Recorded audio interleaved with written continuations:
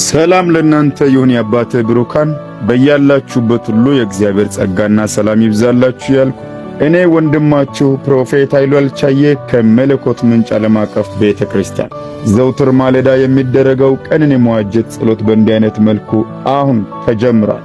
ዛሬ የምናነበውና በቀናችን ላይ የምናውጀው የመጽሐፍ ቅዱስ ክፍል የሚገኘው የዮሐንስ ወንጌል ምዕራፍ 10 ከቁጥር 10 እና 11 አንድ ላይ እናነባለን።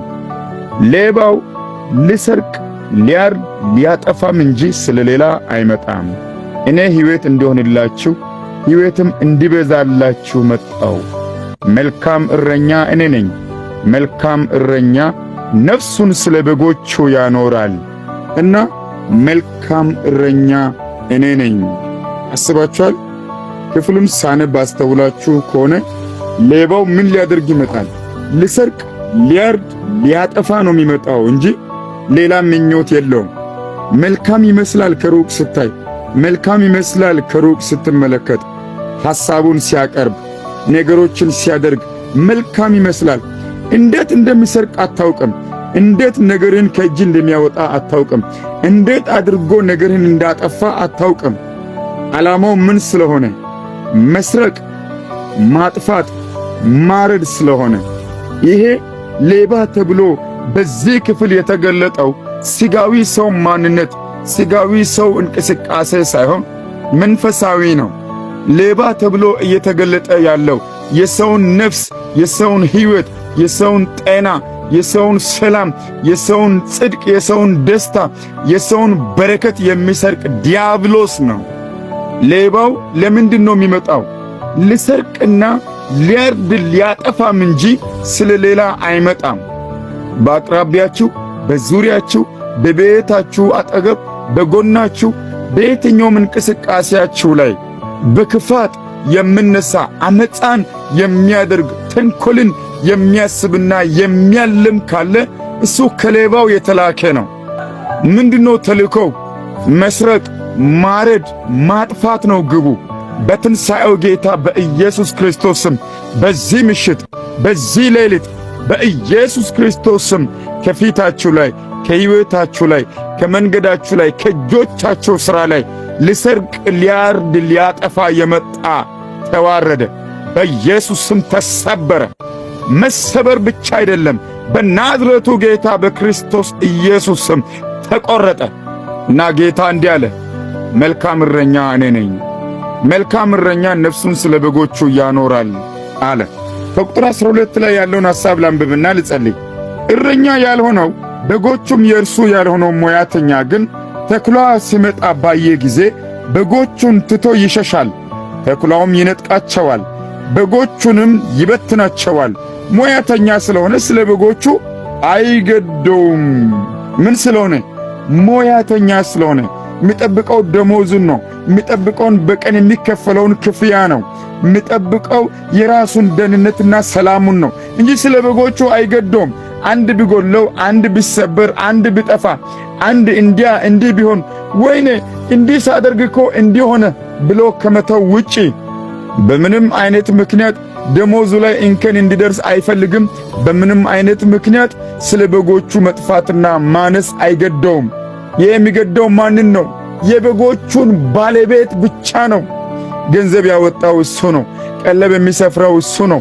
ስለነሱ ሲገቡም የሚያስበው ሲወጡም ተመልሰው ሲገቡ የሚጨነቀው የትኛው ነው የተሰበረው፣ የትኛው ነው የተወሰደው፣ የትኛው ነው የጠፋው፣ የትኛው ነው በሰላም የመጣው ብሎ በየቀኑ እያንዳንዱን እየተከታተለ የሚያስፈልገውን የሚያደርገው ባለቤቱ ነው። ለምን?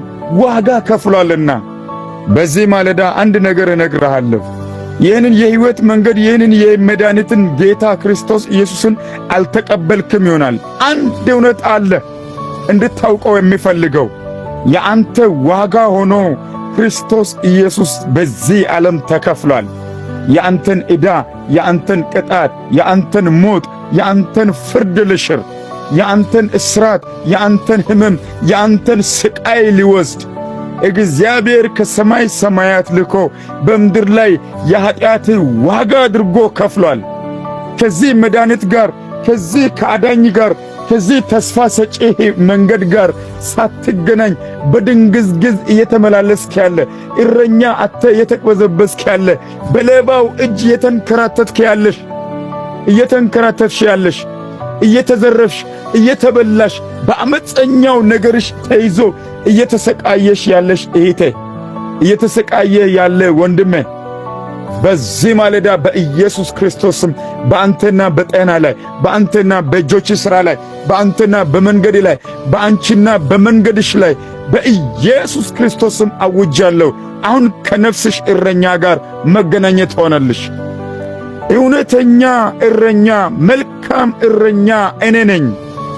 መስፈርቱ የመልካም እረኛ ምንድነው ሲባል መልካም እረኛ ነፍሱን ስለ በጎቹ ያኖራል።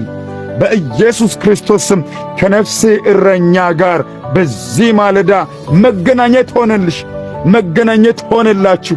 ይህንን ድምፅ የምትሰሙ አጋጣሚ በሚመስል መንገድ ይህ ድምፅ ወደ እናንተ የደረሰላችሁ እንዲሁም ደግሞ ትኩረት አድርጋችሁ ይህንን ድምፅ የምትሰሙ በዚህ ድምፅ ላይ ትኩረት ያደረጋችሁ ሐሳባችሁን መንፈሳችሁን ሰብስባችሁ ከዚህ ጸሎት ጋር ተስማምታችሁ ከእግዚአብሔር እጅ ለእናንተ የተዘጋጀውን መልካምነት ለመገናኘት በተስፋ የምትጠባበቁ በኢየሱስ ክርስቶስ ስም ከነፍሳችሁ እረኛ ጋር መገናኘት ሆነላችሁ።